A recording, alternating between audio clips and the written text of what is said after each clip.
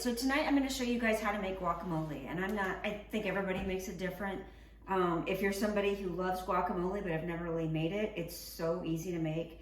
I like a lot of tomatoes, and so I try, like right now, the ones I'm typically buying are the ones that have kind of a variety of like these purplish tomatoes, these yellow tomatoes, and red tomatoes, just because they have the best flavor, I feel. In the summer, like Roma tomatoes would be just fine.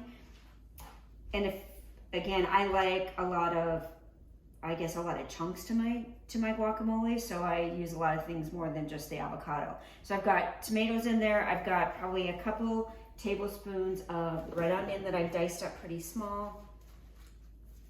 And then I'm just gonna add, let me get rid of this.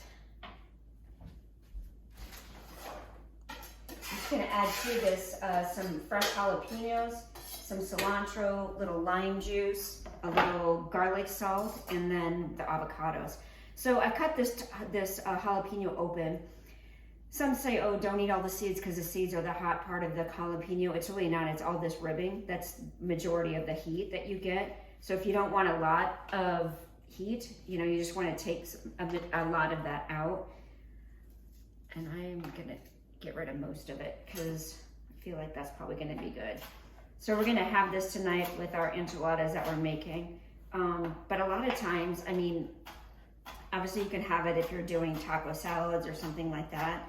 Or even just like have avocados on hand and maybe they're getting soft and you want something to do with them. I would just make guacamole. You can put it just over chicken. You can grill burgers and just put them over burgers rather than putting cheese on them. It just adds a lot of really good flavor and it's really good for you. So we try to do avocados quite often on our salads every day at lunchtime, but sometimes I'll maybe mess up and get more than what I intend to, so I've got to figure out a way to get rid of them. And actually Hy-Vee sells these burgers that are a jalapeno pepper jack burger, and so Nick likes just smashed avocado on those, or you could just throw guacamole on it. So if we have any left over tonight, that's what I'll do. Let's save that for burgers for him. So now that I've got those things in here, I'm just gonna take this cilantro. Usually I have to buy it in a bunch. I'll buy it to make guacamole, but I'll probably maybe use a third of it and throw the rest away. I mean, it's only $1, but it's just something that doesn't keep an awful long time. So, and I like a lot of cilantro. So we're just kind of chop it up really good. How long will guacamole stay in the refrigerator? If you store it in a container that's fairly airtight, and what I do is I'll put a little bit of saran wrap over it and then press it down all the way down to touching the avocado or the guacamole, so like there's very little air. It'll save 2 or 3 days. At that point, your tomatoes are gonna start to really break down. When you go peel that saran wrap or whatever, that plastic wrap off, it might look a little brownish. It tastes just fine. If you don't like that, you can obviously just like get rid of it. That's not a big deal. But yeah, I'd say a couple days for sure. The other thing you can do is if you have an avocado and you're only gonna eat half of it, eat the half, take the pit out of the half that you're gonna eat, leave the pit in the other half, and then again, cover it in saran wrap, but try to kind of press that saran wrap down so that it touches the flesh of the avocado. Here's the easiest way I found to do to I guess, whatever, clean an avocado, whatever you wanna call it, but I just cut it all the way in half.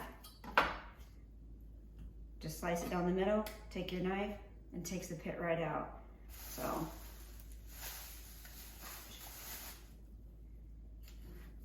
sorry, it can be a little bit reckless with knives sometimes. I have been known to cut myself.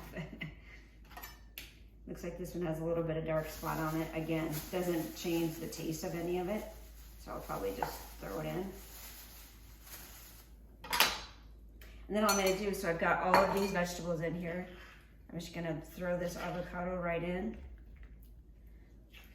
And when you're picking your avocados up at the store, depending on how long it's gonna be before you eat them, I don't buy ones that are very, very soft, because I feel like they ripen really fast. So I try to get an assortment, especially if I'm gonna go buy, say 5 avocados for the week. I'm gonna try to have some that are a little softer than others and then try to eat up those that are softer first. So now that I've got the avocados in here, we're just gonna chop them up really good. And again, I like mine really thick, and I kind of just play around with whether or not I'll need that third one.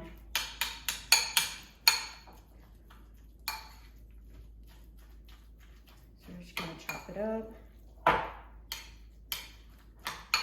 And you definitely need to add garlic salt and lime juice.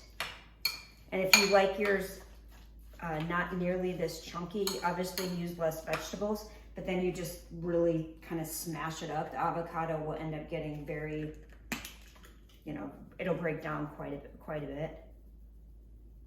And again, I don't measure this typically. I just kind of go by consistency of what it looks like, and then I taste it. So that's how I know for sure. I do like a lot of lime juice. And again, you can use this, put it over chicken, put it over pork, put it over a burger. You can dip it with vegetables. Obviously, you can dip it with tortilla chips, depending on what you're using it for. But you can use it on about anything, to be honest. So that's pretty much how you make guacamole. Give it a shot.